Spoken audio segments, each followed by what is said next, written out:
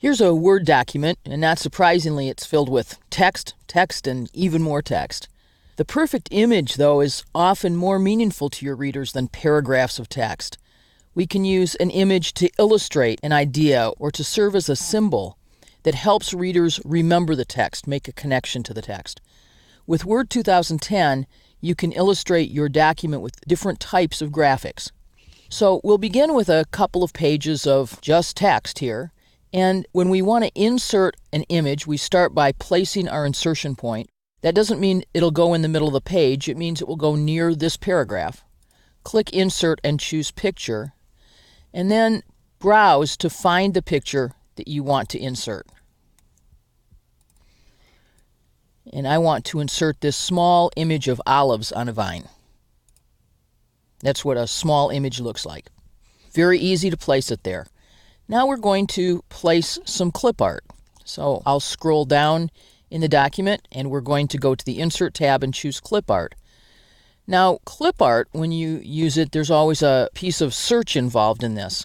So I want to look for an icon of some olives, and I'm going to open all media file types and say I'm not really interested in videos or audio. I actually want an illustration.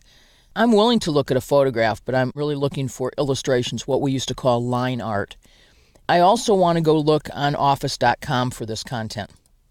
So I'm going to click Go, and Word will go out to the free gallery of clip art. This is clip art that you can use with no royalty. Office.com is where you'll find all of these images, as well as audio and video that you might want to use in a PowerPoint presentation. And you'll notice that anything that has some semblance to an olive, a dove with an olive branch, a martini, we have choices, but not exactly what I'm looking for. Here's the kind of thing that I might be interested in. Dining, foods, nature are my keywords. And when I look at a particular image and decide I might like this one, I have a few choices. First, I can make it available offline. What this will do is this will copy it to my computer so that I can use it again in the future.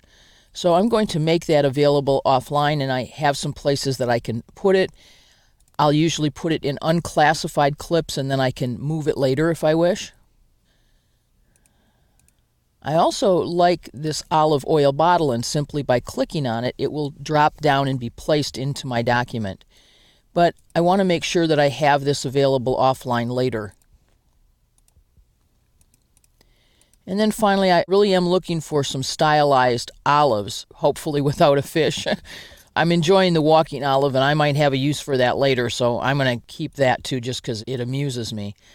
But I think I'd like to have this image as well, so I'm going to make it available offline in my unclassified clips, and I'm actually going to click to insert it in my document as well and simply drag it to a new location.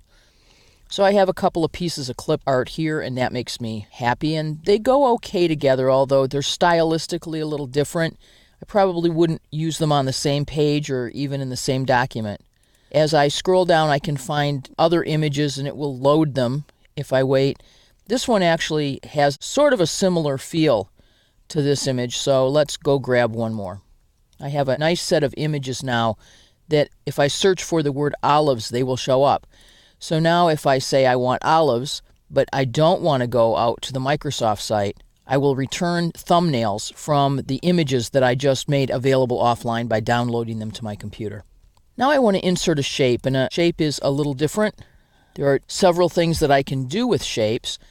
Shapes are used for creating flowcharts and drawings and that sort of thing. So I can just insert a box, for example, and label the box, or some arrows. I probably don't want to use these for diagramming because I have some better tools for building, for example, a process diagram. I might want to put a star and banner to use as something that looks like a call out.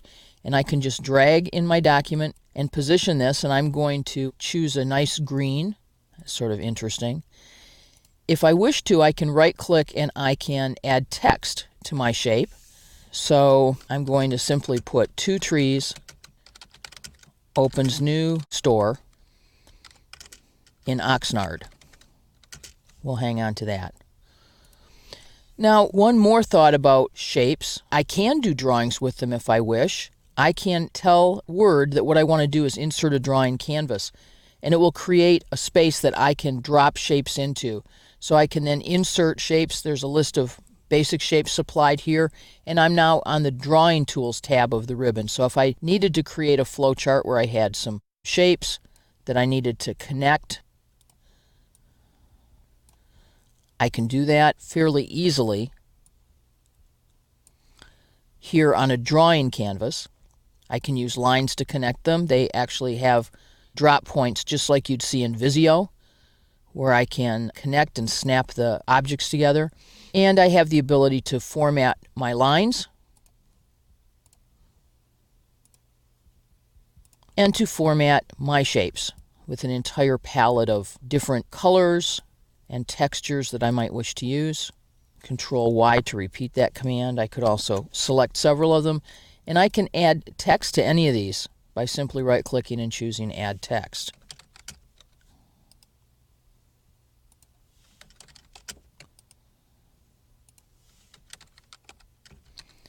And if we were creating a flow chart here, then we have the difference between things that are processes and things that are documents, items that are shown on the screen. So I do have some basic flow charting tools that I could use here, as well as some stars and banners and other basic shapes that I can use.